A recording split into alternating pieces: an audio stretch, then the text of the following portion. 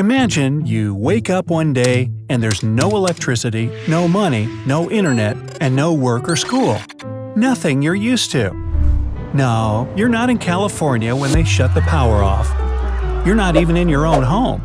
Because you've magically transported to the Stone Age. What could possibly happen next? Of course, your first reaction would be shock, but we'll move past that. Yes, indeed, now you get to experience life Flintstone style. First, let's look around. This is your cave where you live with your family. Wilma's not there. You have your own sleeping area that's covered with animal skin. However, you might also live in a primitive hut, supported by mammoth tusks and ribs, with an animal skin over it as protection from the rain. Your morning routine won't include a quick trip to the bathroom to brush your teeth and a hot cup of coffee. And if you're wondering where the Stone Age people did their business, don't be surprised to find out it was basically anywhere outdoors. How convenient. So, it's time to get out and explore the new old world. But hey, don't forget to put on your clothes. Nah, nothing comfy and trendy from the mall. Back in the day, humans used the skin of animals they hunted to create simple, rough loincloths. To make the skin more flexible, they had to chew it. Let's hope you already have an outfit for today and won't have to strain your jaws. Later, they began to smoke the skins to make them last longer and started making tunics. So, what about footwear? Scientists believe it appeared about 40,000 years ago. Take a small piece of animal skin and wrap it around your foot. Then stuff hay under the heel to create some kind of a sole. Voila! One shoe is done. Do the same with the other foot and let's go. Don't be scared. You won't face a giant mammoth right outside the shelter.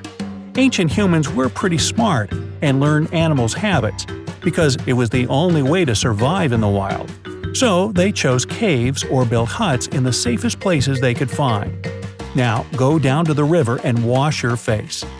Curious to know what you'd look like in the Stone Age? Peek at your reflection. See, you're not that much different from the modern you. Just your hair is a mess and you might be a few inches smaller with a more developed jaw because of the harsh diet. And look at those bulky muscles. That's what you get when your life is all about running and fighting with wild animals while hunting. Yes, hunting is on your to-do list today.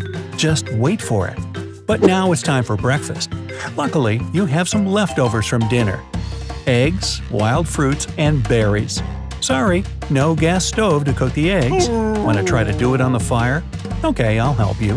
Find 2 small but sturdy and dry wooden sticks and rub them vigorously against each other. Logger, be patient.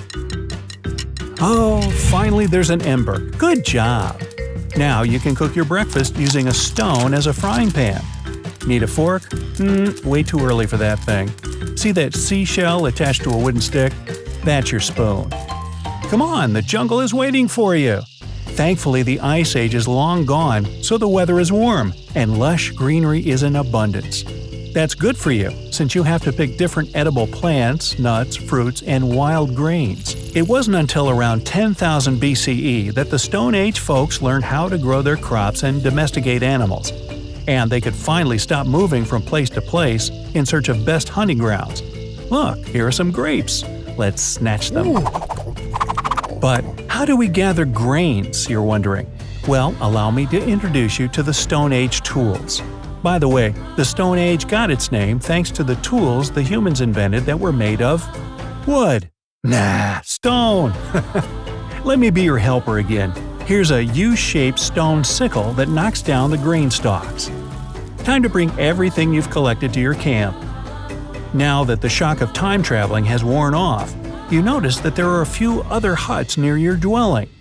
Those are your neighbors, Betty and Barney Rubble. The Stone Age folks usually united in groups of 20 to 50 and helped each other survive. Okay, you can eat grapes and other fruits raw, but what can you do with the grains? To separate the grains from the husks, take a stone bowl and a small grinding stone and grind the grains. Now, if you mix smashed grains with water, you'll get gruel. Fry it on stones the way you did with the eggs, and here's your first flatbread. Yeah, it doesn't taste fantastic, But don't worry, we're like 15,000 years away from your favorite bakery. Is it dusk already? Brace yourself, my friend, because you're about to go hunting. I have some good news for you. You won't have to do it alone. The Stone Age people survived because they did almost everything together. So call up your camp neighbors and get ready. How would you feel living in such harsh conditions? Let me know in the comments. Oh wait, how did humans communicate back then? At the very beginning of the Stone Age, they only used different cries and gestures to express their fear, joy, pain, or to alert the others about some danger. Later, they learned how to pronounce sounds using their teeth, tongue, and mouth. That's how both speech and language appeared, which made their life much easier and leveled up their teamwork. Of course, anthropologists have no clue how exactly their language sounded since no written traces are left, and nobody left a tape. And what's a tape? More ancient technology. So you and your camp fellows need to take some special hunting tools with you. What are they? The first and most primitive things used for taking animals down were long, sharpened wooden sticks and just a big rock. But over time, prehistoric peeps invented spears. The point, pardon the pun, wasn't made of metal, of course, too early for that. Instead, they used small, sharp-edged stones attached to a long bone or stick. This was a very important invention since it made hunting less dangerous. Their chances of staying alive were better because they didn't have to get too close to an animal and could hunt it from a distance. As dusk settles, your hunting group goes deep into the jungle. You should be looking for large herbivore animals like elephants, woolly mammoths, giant bison, reindeer, and deer. They won't only be your dinner, but will also give you a supply of furs, bones, horns, and skin you can use for your household. There were two main hunting techniques back then. The first was rather time-consuming, but safer. It included digging a huge hole around the place where animals went to drink water. That hole served as a trap for your game. Yeah, you gotta dig without a spade. You'll have the help of a digging stick, a wooden stick with a horn at the top, or a large cleaver, an oblong-shaped stone or bone. After the hole is ready, you have to hide and wait patiently. Another technique was all about the group chasing the animal and forcing it into the mud and water channels where they had no way to get out. Oh, did you see that? It's a deer. Run as fast as you can, guys, and try to change its track straight into that swamp. Oh no, it got away. Yeah, not every hunting season was a success. But your tribe still needs something for dinner. Better move on to fishing now. Don't worry, you won't have to catch fish with your bare hands. Fishing nets and harpoons are at your disposal. Nets were made of tree bark and grass.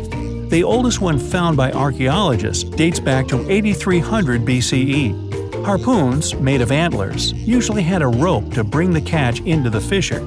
It was used mostly for big fish like whales, tuna, and swordfish. Okay, throw the net in the river, but don't forget to ask the others where a good spot would be. Now you'll have to wait. Oh look, there's some fish. Pull the net with all your might. Tribe folks, help him. Me, I'm just directing here. All right, you won't be hungry tonight. Bring what you caught to the camp and get some rest. The others will take care of the catch. I know what you're thinking. It's all work and no play. And yes, you're right. The Stone Age life was anything but easy.